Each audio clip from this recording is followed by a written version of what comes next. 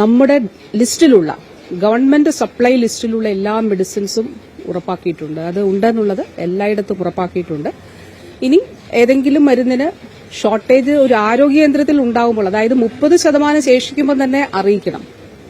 തീർന്നു കഴിഞ്ഞിട്ട് അല്ല അറിയിക്കേണ്ടത്. 30% മൊത്തം നമ്മൾ 100 വയൽസ് വാങ്ങിച്ചെങ്കിൽ 70 60 വയൽസ് ഉപയോഗിക്കുമ്പോൾ തന്നെ ബാക്കി 40 30 ശേഷിക്കുമ്പോൾ തന്നെ അറിയിച്ചിരിക്കണം.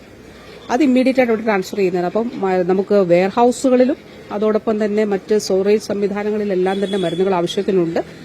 ഒരു തരത്തിലുള്ള ആശയവിനിമയത്തിലുള്ള കുഴപ്പങ്ങൾ ഉണ്ടാകാൻ പാടില്ല എന്നുള്ളത് പറഞ്ഞിട്ടുണ്ട്. മോണിറ്റർ ചെയ്യുന്നുണ്ട് ഡിസ്ട്രിക്ട് തലത്തിലും. അതുപോലെ ആശുപത്രികളിൽ ഇതിന് പ്രത്യേകമായ ചുമതലയുണ്ട്. ആവശ്യമായിട്ടുള്ള മരുന്നുകൾ, എല്ലാ മരുന്നുകളും തന്നെ അവൈലബിൾ ആണ്, ലിസ്റ്റ് അനുസരിച്ചിട്ടുള്ളത് അവൈലബിൾ ആണെന്ന് ഉറപ്പാക്കിയിട്ടുണ്ട്. ഇപ്പോൾ നമ്മൾ ലിസ്റ്റിന് പുറത്ത് ഉള്ളത് കാരുണ്യ ഫാർമസി വഴിയാണ് അവൈലബിൾ. അത് ഡിമാൻഡ് അനുസരിച്ചിട്ടാണ് ചെയ്യുന്നത്. അപ്പോൾ അത് ആ നിലയിൽ ഉണ്ടെന്നുള്ളത് ഉറപ്പാക്കുന്നുണ്ട്.